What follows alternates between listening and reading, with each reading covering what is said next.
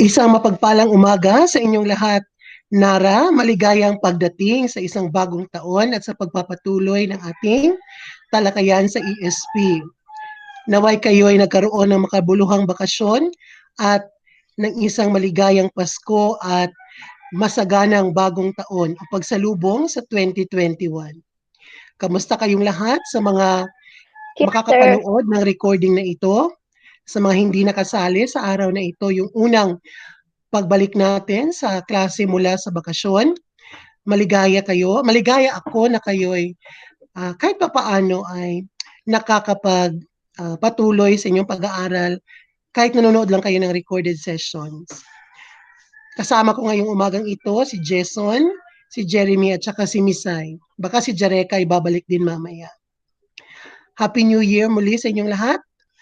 Kumusta kayo pagkatapos ng inyong Christmas break? Misay, kamusta ka? Busog. Ayan, napakagandang sagot. Importante, busog si Misay. Dahil alam natin, tuwing Pasko, Kapaskuhan, talagang mayroong mga handaan kahit papaano. So, nakain mo siguro lahat ng mga paborito mong kainin tuwing Pasko, Misay. Ano ba yung paborito mong handa na talagang Lumpia. takam na takam ka? Lumpia. Oh, ayan, lumpia. So, lumpia ang favorite ni Misay. Ayan. Ako rin, gusto ko rin ng lumpia. Tsaka ano, palitsyon. May palitsyon si Mayor, ganun. Ayan, si Jereka, magandang umaga.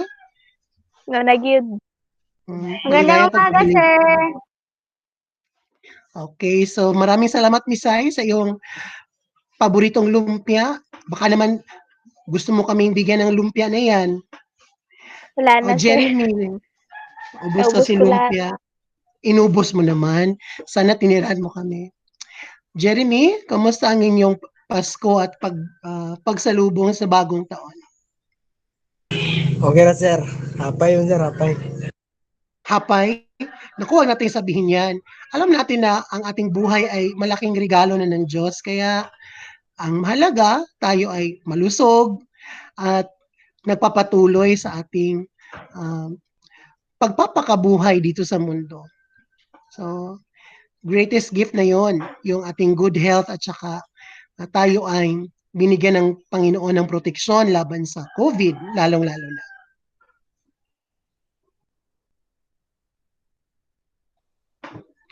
Jason, kamusta ka naman, Jason, pagkatapos ng iyong Christmas break? Kailan, sir? Walay Pasko sa mua. Okay. So, parang ano lang siya, regular na walang pasok. Okay. Iginagalang natin yan, yung ating mga paniniwala. Jareka, ikaw, kamusta dyan? Nasa Maynila ka pa ba? Yes, sir. Kamusta yung Pasko dyan sa Luzon? Okay naman, sir, Bibo. Pagbalik mo sa ingoga, dali ko regalo, hinumdumi. Uy, aba? May nanghihingi na ng regalo? Si Aling Misay talaga, oh. Taba na. Soon, di ba? Soon. Pag ano na, maganda na yung panahon, ayos na, medyo maayos na yung kalagayan natin mula sa pandemic, di ba? Alam kong nais nating lahat na magkita-kita talaga, lalong-lalo na kayo sa mga klase ninyo, sa section ninyo, sa mga kaibigan, lahat ng kakilala. Basin pagbalik na to sa GCC, grade 10 na. Parang gano'n na nga. So, magdasal lang tayo, huwag tayong mawala ng pag-asa. Okay? So, kung makikita nyo dyan sa inyong mga screen ngayon, mayroon tayong ang aking kwento ng Pasko.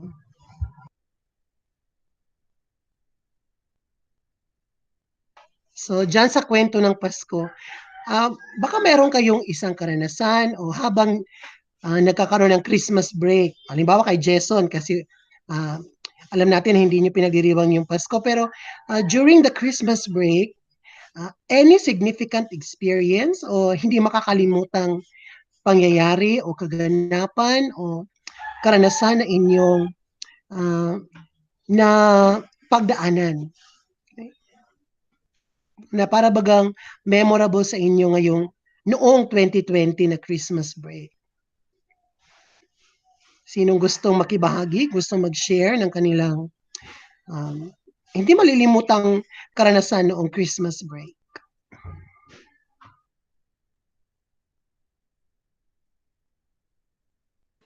Ako, sir, ay charot.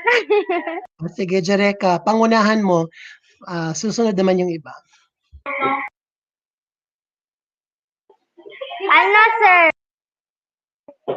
Sir, nung nagpunta kami sa Baguio, sir, dun kami nagpasko, sir. Tapos nanood kami ng mga fireworks, sir.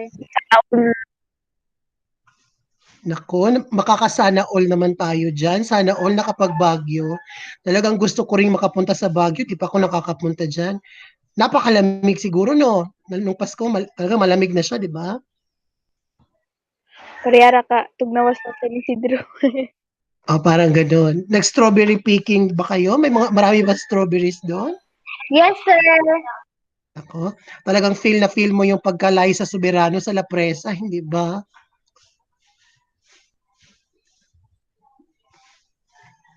Sana, di ba sana all makapag-Baguio? So, darating yung panahon, makakapag-Baguio din tayong lahat. Huwag lang tayong mabagyo, hindi ba?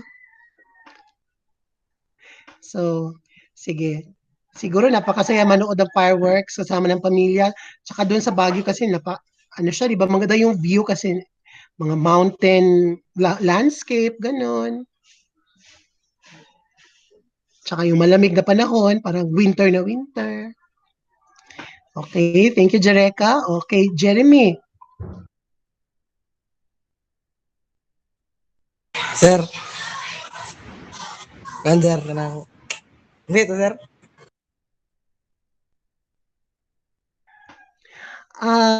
Ano yung hindi mo makakalimutan sa Christmas break mo noong December?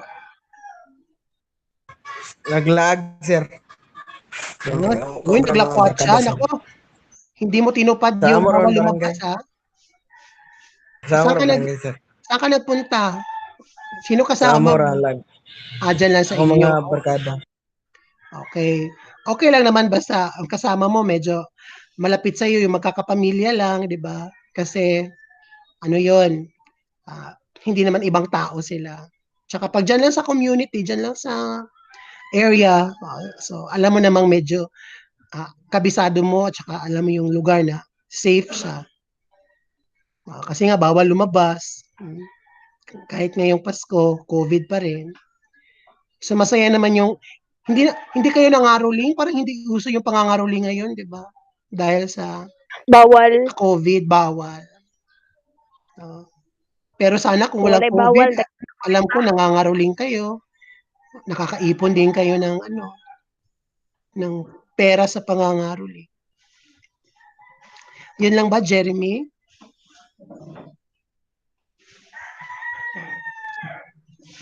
Sige, salamat.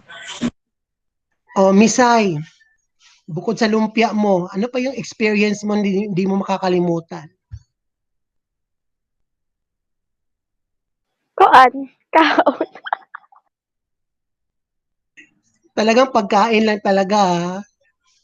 Joke na, oy, dili. Nadagdagan yung timbang mo. Wala, oy.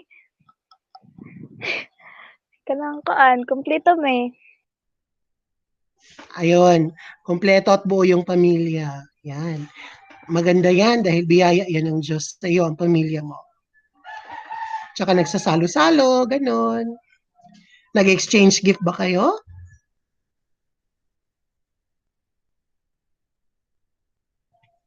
O may natanggap ka bang regalo mula sa mga kapamilya?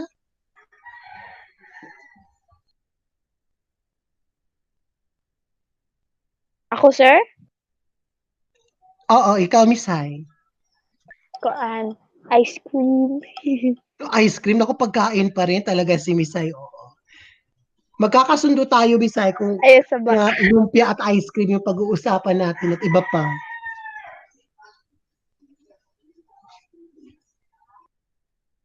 Yun lang, sir. Okay lang naman, di ba? Kasi alam natin, tayo mga Pilipino, basta may pagkain, kahit ano lang yan, simpleng pagkain, Basta pinagsasaluhan natin, masaya na tayo. Yan ang kultura natin. Kahit pasaging lang yan at saka ginamos, okay na. O kahit na pansit lang yan, basta't magkakasama, solve na yung Pasko. Okay, maraming salamat, Miss Ai. O Jason, kahit na hindi kayo nagpapasko, Jason, ano bang ginagawa niyo habang may break, yung 2 weeks? Ano bang ginawa mo? Church anniversary. Okay, sa anniversary. So may mga celebration pa rin. May mga salo-salo din bang nagaganap? Oo, sir. So, yun pa rin ang pagsasama-sama, being together, celebrating. Kung anumang selebrasyon yon ay isang paraan para mabigyan tayo ng inspirasyon sa buhay, sa pangkat o grupong ating kinabibilangan. Okay, maraming salamat sa inyong pagbabahagi ng inyong mga kwento ng Pasko. Ngayon sa pagpapatuloy, okay, anong aralin na ba tayo? Sino yung hindi nakakalimot? Ano yung aralin natin na huling tinalakay bago mag-Christmas break?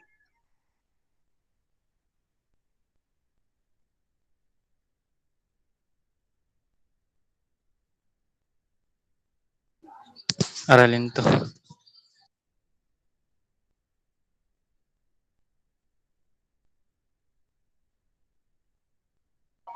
Sir, naka-off mic. Yes, ayan, na-on ko na. O, Jason, ano yung huling aralin na tinalakay natin? Ito, aralin 1, layunin ng lipunan, kabutihan panlahat. Bukod doon, yung last topic talaga natin. Ano sir, Aralin 9 po sir about sa katarungang panlipunan po. Okay, maraming salamat sa pagpapaalala, Jareka. Aralin 9, tama. So, tungkol sa katarungang panlipunan. Ngayon, tapos na tayo sa Aralin 9, dadako na tayo sa Aralin 10. Okay, sana ay natutunghayan nyo ngayon sa inyong mga screen ang Aralin 10.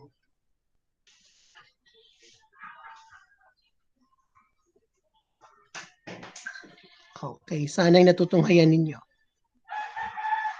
So, kaunti lang itong Aralin 10. Medyo madaling maunawaan at madaling maintindihan. So, sa mga nakakapanood o makakapanood ng recording na ito, hindi kayo mahihirapang intindihin ang Aralin 10, kagalingan sa paggawa. So, muli, pasasalamatan natin si Professor Arnel Rivera sa ating gagamiting slides o presentation. Okay, so bilang pagbabalik-aral, alam natin na ang katarungan ay ang pagbibigay sa kapwa ng nararapat sa kanya. Okay? O ang sinasabi natin social justice. Kung ano yung karapat-dapat na ibigay na respeto, pagkilala, pag-unawa sa ating kapwa, at kung ito ay karapat-dapat na ibigay sa kanya at atin itong nagagampanan bilang isang tungkulin at responsibilidad, sinasabing tayo'y nagiging makatarungan. Makatarungan ang isang tao kung ginagamit nito ang kanyang lakas sa paggalang sa batas at sa karapatan ng kanyang kapwa. So ang iyong pagiging just, okay, being a just person, okay, ay kung ginagalang mo yung batas o yung mga ipinapatupad na panukala at lalong higit sa lahat, ang karapatan ng iyong kapwa. Okay, ang pamilya ang unang nagbibigay sa tao ng kamalayan tungkol sa katarungan. Nagsisimula sa pamilya ang justice o ang pagtuturo ng isang makatarungang nilalang. Ang katarungang panlipunan ay namamahala sa kaayusan ng ugnayan ng tao sa kanyang kapwa at sa ugnayan ng tao sa kanyang lipunan. So ginagabayan tayo ng katarungang panlipunan upang matuto tayong gumalang sa ating kapwa, nang sa gayon ay igalang tayo muli o pabalik nila, at tungkol sa ating pakikipag-ugnayan sa ating lipunan o sa ating kapaligiran.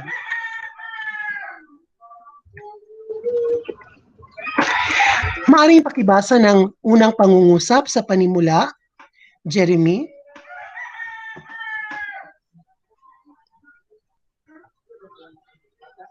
Ang pagsasagawa ng isang gawain o paglikha ng produkto ay nangangailangan ng sapat na kasanayan at kausayan. Okay, maraming salamat. So sinasabi dito na kung gagawa tayo ng isang produkto o lilikha tayo ng isang bagay, kinakailangan natin ng sapat na kasanayan at kahusayan. Kinakailangan nating magkaroon ng skill o abilidad kung may lilikhain o gagawin tayo. May mga partikular na kakayahan at kasanayan na kailangan sa paggawa. Hindi basta-basta ang paggawa ng isang bagay o paglikha ng kung anuman. Dapat mayroon kang alam o kaalaman at mayroon kang sapat na talento o sapat na kakayahan o skill para maisagawa ito. Gaya na nakikita natin sa larawan, ang paggawa ng isang palayok o isang vase o isang paso ay hindi basta-basta, mukhang napakadaling tingnan, easy to look at, but very difficult to make or create. Kahit anong larangan na ating gagawin o sa ating isasagawa, nangangailangan talaga ito ng skill and competence.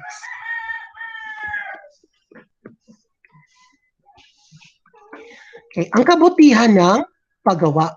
Pakibasa ng unang pangungusap, Jareka. Katong red, sir, or black? Itong nakapula. Ang paggawa ng mabuti sa tao sapagkat na isa sa katuparan niya ang kanyang tungkulin sa sarili, kapwa at sa Diyos. Okay, ang paggawa, no? Ang paglikha, ang pag-create ay mabuti sa tao, nakakabuti sa atin. Sapagkat na isa sa katuparan natin ang ating tungkulin sa sarili, sa kapwa at sa Diyos. When we create or make things, we are fulfilling our responsibilities to ourselves, to others, and to God. Kasi binigyan tayo ng kakayahan at talento ng Diyos. At kapag atin itong ginagawa o ginagamit sa mabuting pamamaraan, ay tinutupad natin yung tungkulin. Sayang naman yung talento o kung anumang skill ay binigay sa iyo o pinagkaloob o binayaya ng Diyos kung hindi mo gagamitin, hindi ba? Ang kagustuhang maisabuhay ang layuning ito ang nagtutulak sa tao upang magkaroon ng kagalingan sa paggawa. Laborem exercens, excellence in work.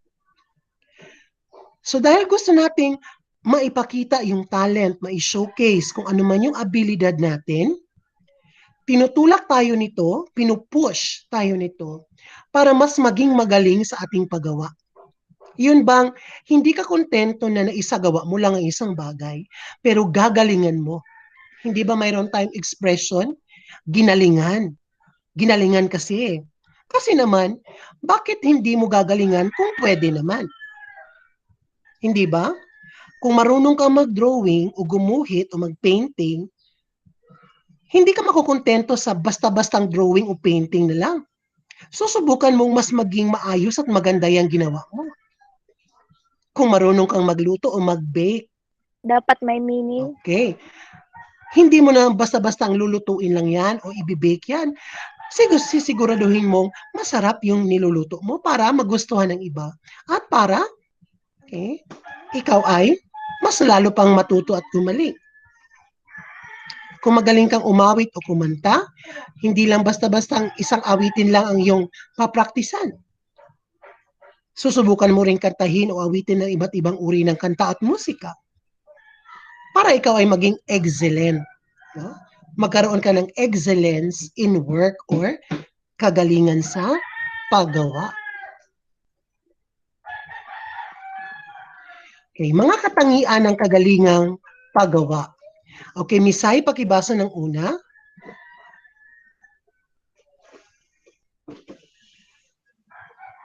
Nagsasabuhay ng mga pagpapahalaga. Okay. Kapag ikaw ay may kagalingan sa paggawa o mayroon kang excellence in your work, Isinasabuhay mo ang mga pagpapahalaga o nagpapakita ka ng importansya o pagbibigay value sa iyong mga skill o talent. Halimbawa, si Jason ay magaling tumugtog ng gitara. Halimbawa, baka naman marunong si Jason talaga. Yun bang, dahil alam mong marunong kang tumugtog ng gitara, hindi mo lang hahayaan na, kasi alam mo nang paano tugtugin yung gitara. Pero naglalaan ka talaga ng oras para matuto ng iba't ibang klase ng chords. Pinapraktisan mo yung iba't ibang klase ng awitin o ng kanta gamit ang gitara. So napapakita yan na binibigyan mo ng halaga o importansya ang talent o skill na mayroon ka. Dahil isinasabuhay mo ang pagpapahalaga sa kung anong meron ka. O halimbawa, si Jareka magaling mag-bake ng cookies. Yun bang, hindi na siya makakontento na isang cookie recipe lang ang alam niya. Susubukan niya ang iba't ibang recipes ng cookies para naman dumami ang kanyang alam. Okay, pangalawa, number 2, Jason.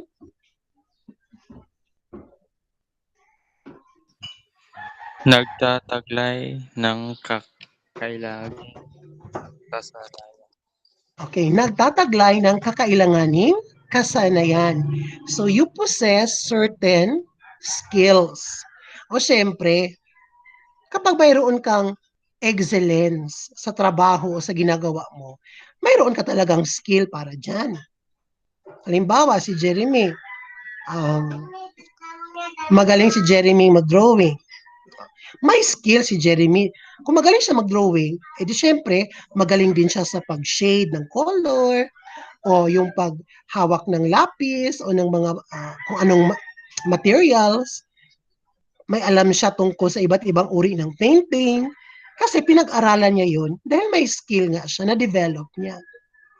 O, halimbawa si Misay, magaling siyang magluto ng lumpia.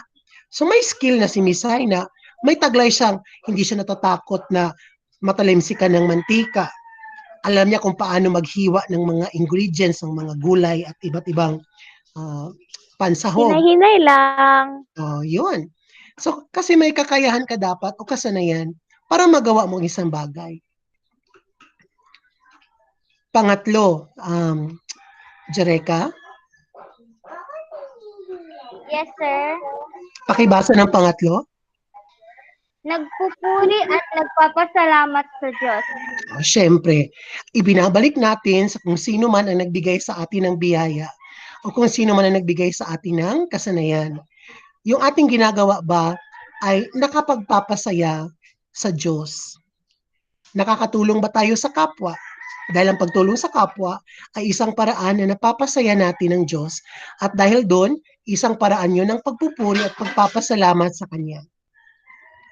Magaling kang magluto. Nakapag-share ka ba ng mga niluto mong pagkain, lalong-lalo na doon sa mga nagugutom? Marunong kang gumawa ng mga artwork or mga paintings. Nagbigay ka ba ng mga card o messages o gumawa ka ba ng mga poster na nagbibigay inspirasyon sa iba? Magaling kang magsalita, no? Magaling kang mag-speech. Mahusay ka sa pagbibigay ng mga speeches. Nagamit mo ba yon para mabigyan ng inspirasyon o mabigyan ng payo o advice ang kaibigan mong nalulungkot o mayroong depression? So, kapag ibinabalik natin o ginagawa natin sa mabuti para sa ating kapwa, nakapagpapasalamat tayo sa Diyos. Kasi yung talent, hindi pwedeng itago yan. Dapat yan ipakita. Hindi naman sa ipinaghahambog natin siya. Pero gusto natin yang maipahayag. Maganda ang boses mo, marunong kang kumanta. Sumali ka ba sa choir ng simbahan ninyo? Ginamit mo ba yung magandang boses mo para magbigay ng kasiyahan sa mga nalulungkot sa pamamagitan ng pagbibigay ng awitin? Sayang din naman yung boses mo, yung talent mo sa pag-drawing, yung talent mo sa pagluluto, kung hindi mo na ibabahagi sa iba. Kung kukunin niya ni Lord, o di ba? Pasalamat tayo, mayroon tayong iba't ibang talent. Okay. So, Sa nagsasabuhay ng mga pagpapahalaga, okay, ang mga pagpapahalagang ito ang nagsisilbing gabay sa tao upang gumawa ng mga dekalidad na produkto at serbisyo. Kapag mahal mo kasi yung ginagawa mo, hindi mo basta-basta ang ginagawa lang yan. Ang uban pinadagan ng trabaho, dali-dali. Nagpapakita yan ng walang pagmamahal. Pero kapag mahal mo talaga yung mga ginagawa mo, mayroon kang kasipagan, tiyaga, pagiging masigasig, pagiging malikhain, at may disiplina ka sa sarili. Halimbawa, ikaw ay isang magaling na atleta, di ba? Isa kang athlete o player or kung ano man na sports na meron ka. Dapat may disiplina ka sa sarili. Hindi pwede, kasi magaling ka na, hindi ka na magti-training, hindi ka na mag-exercise, hindi ka na mag-workout. Ako, magaling na ako sa layouting or sa paggamit ng Photoshop. Isang beses ka lang gumagamit, hindi mo pinagpa-practicean. Sayang din yun. So, ang tunay na may pagpapahalaga ay masipag, matyaga, masigasig, malikhain, at may disiplina. Nagtataglay ng kakailanganing kasanayan. So, ang isang magaling na tao ay bukas at handang matuto upang lalong mapabuti ang kagalingan sa paggawa. Okay. Natututo siya bago, habang at pagkatapos ng kanyang ginagawa. Hindi yung, ay nanood ka ng YouTube, tutorial, paano ba mag-makeup, paano ba magluto. Di ba? Napakarami sa YouTube, mga tutorial videos. Tapos ginawa mo. Tapos paggawa mo, tapos epic fail siya. Hininto mo na. Ayaw ko na nito, na-fail na ako, pumalpak na. Maghanap ka na lang ng iba. Yun bang, kung porsigido ka talaga, sabi nga ni Misay, try and try again. Try and try until you succeed. Hindi try and try until you die. Subukan mo. Hindi naman lahat nakukuha sa isang beses lahat. No? Paulit-ulit hanggang sa ikaw ay gumaling. Kaya bago gumawa, natututo ka. Di ba? Nag-study ka muna. Habang ginagawa, tinitingnan mo. Pagkatapos mong gawin, binabalikan mo. Saan ba ako nagkamali? Saan ba ako naging successful sa mga ginawa kong gawain? Kasi bago, habang, at pagkatapos ng gawain, ito'y nagbibigay sa iyo ng reflection. At nabibigyan ka ng direksyon sa buhay. Diba? O gusto mong matutong sumayaw, o diba? Yung iba dyan, TikTok ng TikTok kahit hindi marunong sumayaw. Pero dahil sa TikTok, gumaling ang kanilang sarili sa pagsasayaw. TikTokeris na. Confident na. Kasi nga, paulit-ulit. At sa paulit-ulit na paggamit o paggawa ng kasanayan, nagiging magaling ang tao. Hindi pwedeng isang beses lang, tapos sasabihin mo, uy, magaling na ako. Nako, napapatunayan yan kung paulit-ulit at pabalik-balik mo ng ginagawa. At syempre, nagpupuri. Practice lang. Practice makes perfect. Nagpupuri at nagpapasalamat sa Diyos. Ito yung pinakamahalaga. Ang kagalingan ay naaayon sa kalooban ng Diyos at iniaalay bilang paraan ng papuri at pasasalamat sa Kanya. Ang paggawa ng mabuti at may kahusayan ay may balik na pagpapala mula sa Diyos. Kapag ginamit mo ang mga talents and skills na ibinigay ng Diyos sa iyo, doble-dobling biyaya o blessings ang darating sa iyo. Kaya, i-share natin kung anong talent meron tayo. Huwag nating itago. Huwag tayong, di ko magsabaon saon ni pagluto o di ko magsabaon sa picnic. Okay, malupigan ko. No. Whatever it is that you know and you can share, you share. Mas maraming may alam, mas matutuwa ang Diyos niyan.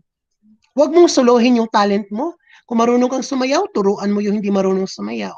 Kung marunong kang magluto, turuan mo yung hindi marunong magluto. Pag nasi-share mo yung talent o skill mo, mas napapasaya at napapasalamatan mo ang Diyos dahil nakibahagi o nagkaroon ka ng pagbabahagi.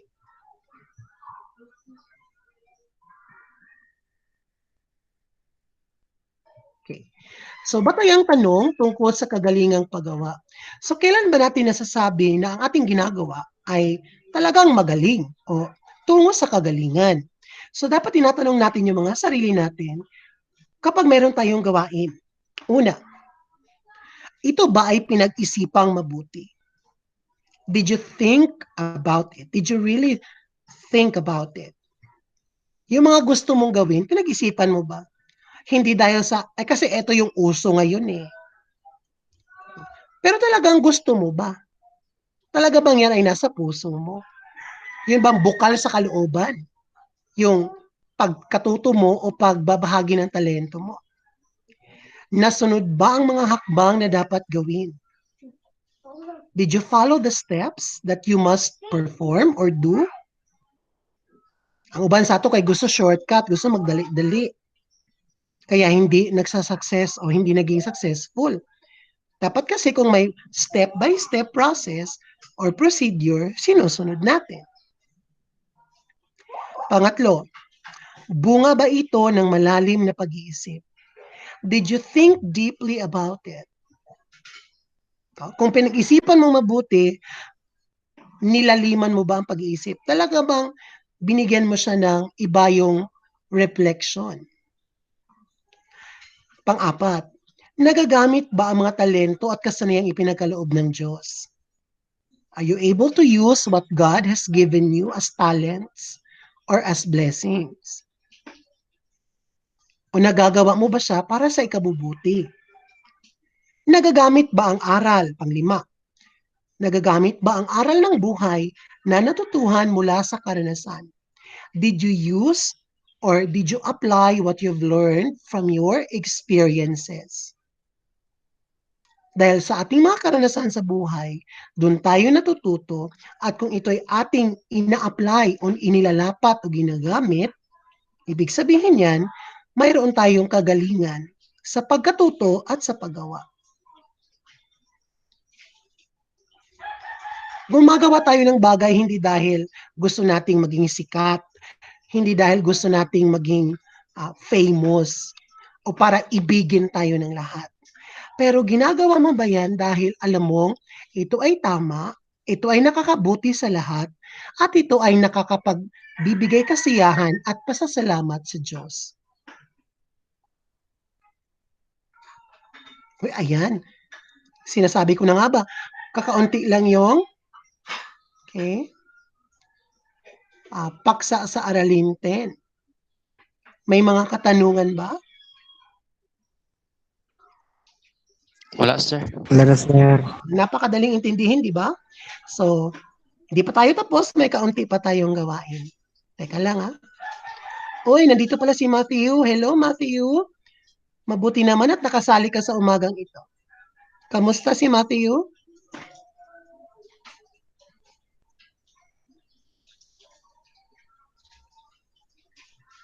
Happy New Year sa iyo, Matthew.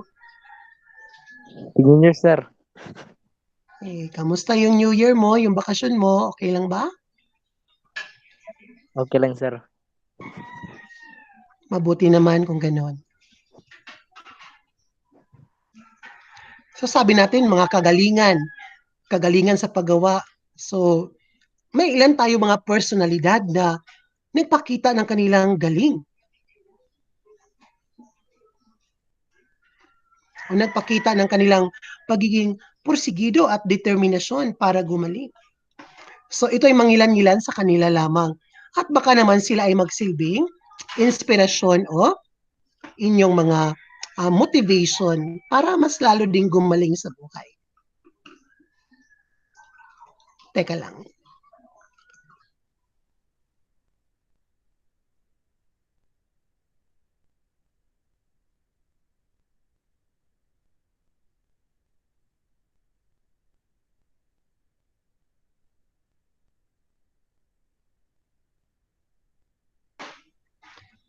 Ayan, siguro mayroon na kayong nakikita sa inyong mga screen. Okay, simple lang naman to eh. So, Sinechite. Alam niyo ba yung Sinechite? Ba? Sino ito?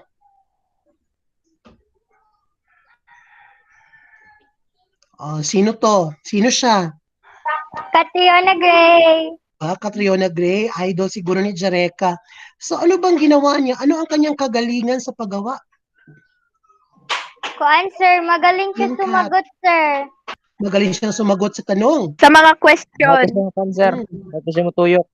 May siya mutuyok, Bigay di ba? Ang ganda niya rumampa, sir. Sa Ang ganda rin stage. niyang kumanta, may boses talaga siya. O hindi ba kaya Sir, mapagbigay siya, sir. mapagbigay? Alam naman natin Matulungin, dahil sir. isa siya sa mga tinuturing na para bang the best Miss Universe ever. Kasi alam May natin na kaya mo aura gapag yun. bukod sa maganda, may talento, matalino, nagbibigay sa kapwa, talaga bang ginamit niya kung ano man ang ibinigay sa kanya. Alam niyang may ganda siya. Alam niyang may talino siya. Kaya hindi siya nag-atubiling sumali sa Miss Universe at saka nagsakripisyo, nag-training at yun nga, ipinakita niya sa mundo na ang ganda ng Pilipina ay talagang sa loob at labas. Kaya si Catriona ay isa sa mga tanyag na Miss Universe. Yun bang ginamit niya kung ano man ang merong talento o biyaya ng Diyos sa kanya. Bukod kay Queen Cat, syempre eto. Manny Pacquiao, sir. Syempre, sino ba naman ang hindi nakakakilala kay Senador Manny Pacquiao? Manny Pacman. Pacquiao. So alam naman natin na ang kanyang pagsikat bilang isang boksingero, boxer, worldwide, internationally famous boxer, at syempre, kasama na doon ang kanyang pagiging napakayaman dahil sa kanyang mga endorsements at kanyang kinikita. At ngayon, isa siyang History pa gid siya. senator, hindi ba? History pa gid siya, sir. Oo, isa din siyang History. okay, laman na ng ating kasaysayan. At alam natin na ang kanyang pagiging isang mayaman dahil sa kanyang bilyon-bilyong pera ay hindi niya sinasarili. Ito ay kanyang ibinabahagi, no? Namimigay siya, tumutulong lalong-lalo na sa mga mahihirap. Ginamit din niya ang kanyang talento. Magaling siyang sumuntok, kaya nakakapanalo siya. At ang kanyang panalo, nagdadala ng mga milyon-milyong pera. Yung milyon-milyong pera niya, binibigay din niya sa mga nangangailangan. At saka, napakalakas ng kanyang pananampalataya. Eto, baka naman kilala niyo siya. Sino nakakaalala sa kanya? Parang di masyadong naalala. Siya ay naging laman ng balita nung kanyang kasagsagan bilang public servant. At nung siya ay sa kasamaang palad ay yumao. No? Sino nakakakilala sa kanya? Dili pamilyar, sir. Hindi pamilyar. Nakalimutan niyo siguro yung mga balita. Ang dating DENR secretary na Gina mayapahan. Lopez, sir. Okay, si Gina Lopez. Ano nga ba yung kanang kontribusyon ni Miss Gina Lopez? Patay na, sir. Okay, namatay na siya dahil sa cancer, sa kasamaang palad. Sumalang. Dagan kay siya natabangan. Sa paanong paraan, Miss Hay? Isa kasi siyang environmentalist, hindi ba? Bukod sa pagiging anak ng isa sa mayamang angkan sa Pilipinas, sa mga Lopez, ang may-ari ng ABS. Isa siya sa mga tagapagtanggol ng environment. Kaya nga ba nung siya ay naging isang DENR secretary, no? Talagang ipinasara niya ang mga minahan. Dahil alam niyang may mga hindi magandang epekto o dulot ito sa kapaligiran. Ngayon nakikita natin yung kanyang advocacy na yung pagbabawa sa mining. Lalo na nung may bagyong yun, Rolly ba yun, Ulysses, na ang Luzon ay lubog sa tubig baha. Yun ang sinasabi na nung buhay pa si Miss Gina Lopez, kaya nga ba doon sa mga area na yun, pinasara niya yung mga minahan kasi isa yun sa nagdudulot ng pagkakalbo ng kagubatan, paghina ng lupa, at yun nga, pagdating ng mga ulan o bagyo, nakakadulot ng sakuna. Isa siyang matapang na tagapagtanggol ng kapaligiran. Ginamit niya ang kanyang impluensya, ang kanyang yaman, no, para sa pagprotekta at pag-preserve ng environment. At sana, kahit wala na siya, mapagpatuloy pa rin. Nako, ito baka hindi masyadong kilala, pero sa mundo ng fashion, sa Hollywood at saka sa international. Isa na, Nako, hindi. sige na, naku, pakitaan. Hindi mo kakitaan dyan, Misay? Nakakasalubong mo lang dyan sa tabi-tabi? Di siguro. Siguro naman. Sir, Michael Cinco, sir. Ayan, kilala ni Jareka, si Michael Cinco. Sino nga ba si Michael Cinco? Isa Model? Isa siyang, Model. yung model niya sa kabila, si ano yan? Si Aishwarya Rai. Kung hindi ko nakakamali, o si Priyanka Chopra, kung sino man yan. Fashion designer, sir.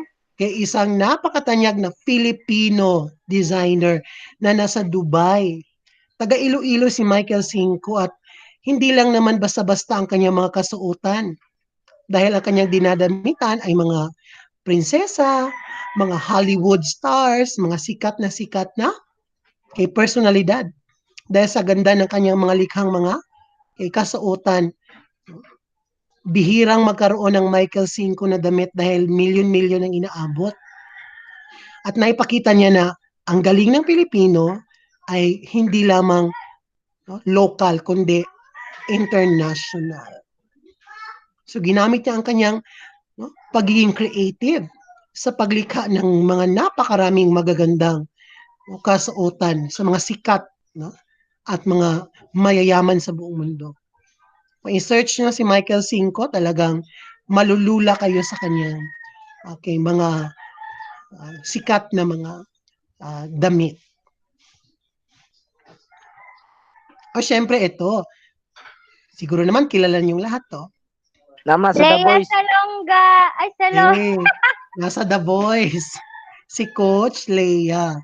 Ano bang talent ni Coach Lea? Alam niyo naman siguro yon. Singer. Kumanta, sir. Isang Broadway theater actress, isang singer.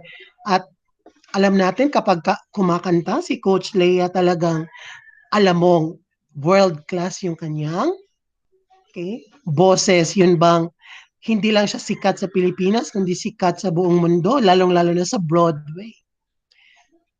Voice, singing voice din siya ng mga Disney characters. No? Kaya hindi talaga pahuhuli yung talento nating mga Pinoy dahil ilan lang sila. Ilan lang sila, si Coach Lea, si Michael Cinco, si Catriona, si Manny Pacquiao. Sa mga gumamit at ginamit ang kanilang talento at kagalingan para maibahagi sa mas maraming tao at mas mapasalamatan at mabigyang papuri ang Diyos na nagbigay sa kanila ng mga talentong ito.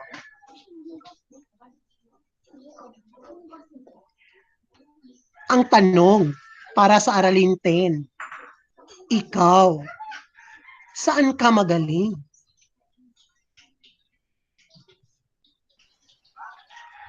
So tanungin nyo sa mga sarili nyo, Nara, saan ka magaling? Ano ba yung bagay na talagang nag-e-excel ka? Sir, O may wako'y talent, sir. Ay, wag mong sabihin yan. Try to examine yourself. Ano bang bagay na magaling ka? Hindi naman kinakailangan maging Catriona Gray ka. Hindi naman kinakailangan maging Manny Pacquiao. Hindi ka kailangan maging Lea Salonga. Pero alam mo sa sarili mo na mayroon kang ibubuga kung ano man yan. Mayroon kang talento. Tayo ay nilikha ng Diyos, kaya tayong lahat ay may unique, katangi-tangi na mga talent o mga skill. At para sa inyong task sa Aralin 10, so dyan, eto na, maraming nagtatanong kasi yung mahogany, last year ko pa ibinigay. Kasi tapos na kami nito. Tayo, kasi ngayon pa lang tayo nagtapos sa Aralin ito. So, ngayon ko na ibibigay. Ang gawain niyo para sa Aralin 10, gumawa ng isang maikling vlog na nagpapakita ng inyong kagalingan sa anumang makabuluhang larangan. Bisag unsa sir kanang 3 minutes maximum time. So kahit ano, kabalo me? yes, kahit pagluluto ng pansit canton, kung yan ang alam mo, pwede yan. Kung expert ka sa paggawa ng mga bagay, no, diba? Hindi natin i-compare yung sarili natin sa mga Lea Salonga o Catriona Gray, pero kung alam mo ito yung pinakamagaling na bagay na kaya mong gawin, yan ay para sa iyo. Kung magaling kang mag-drawing ng isda, o di ba? O kahit mga stickman, okay. Kung magaling kang magluto, magprito ng itlog, kasi yan ang pinakamagaling mong gawin, walang problema. Pwede Pwede, sir. gawin ka, sir. O, ito drawing mo ko, pwede rin. Sir, pwede mag-TikTok, Magaling sir. mag-ML, sir ba? Mag-ML o kung yung talent mo talaga ay nasa online, o sige, Ay, sir, pwede ML, sir? ano, ML, sir. Magdo ko, sir. TikTok, okay, TikTok, basta yung TikTok Drawing mo, lang ako handsome. sir. Kanang si pwede. O, pwede drawing, Sir, basta pwede ka vlog, sir? okay, vlog. Kung vlogger ka, o sige, vloggerist Ay, thank you, sir. gawin mo. Basta kung ano yung sa tingin mo ay yun ang kagalingan mo. Bisan magpanit sa ahos, kung mura ganyan mo kahibawan, halago. Di ba? Or manglaba, kung talent ni mo ang manglaba, hala, sige. Basta, Sir, pwede ka. sa tingin mo, sir, doon ka magaling. Yun ang talent mo. Yes? Pwede ka ng cancer ng mag-vlog ng papatawa sa mga tao ba? Oh, yes. Kung ikaw ay isang napaka-natural na komedyante, joker, why not? Pambihirang talent yun. Hindi lahat nagiging comedian, di ba? So kahit ano, basta sa tingin mo, yun ang talent mo. Magaling kang umiyak, yun ba? Kahit walang nangyayari sa'yo, umiiyak ka, o di ba? Yung talent din yun, ha? Umiyak ka for 3 minutes sa vlog mo. O sige. So, ang pamagat diyan sa vlog mo ay, ang aking, diba? Diba? Aking galing. So, ang criteria sa vlog mo, nilalaman, syempre, may laman ba yung vlog mo? 20 points. Malinaw ba yung vlog mo? Dapat hindi blurry, 10 points. At saka magiliw o kagiliwan. Yun bang interesting? 10 points. So, send mo lang sa messenger ko through PM. And deadline yan is ngayong buwan ng January. So, hanggang sa katapusan ng January, ako sa tingin ko naman madali nyo matatapos to kasi gagawin nyo yung gusto nyo, yung kagalingan ninyo. Una na si Jerica Moman ba? So, Sure na. ang deadline nito is the whole month of January. Okay? May mga katanungan ba? Kung mayroon, huwag mahiyang magtanong kung may right med ba nito. Huwag mahiyang magtanong sa group chat o i-PM ako. Okay? Naunawaan? Naintindihan?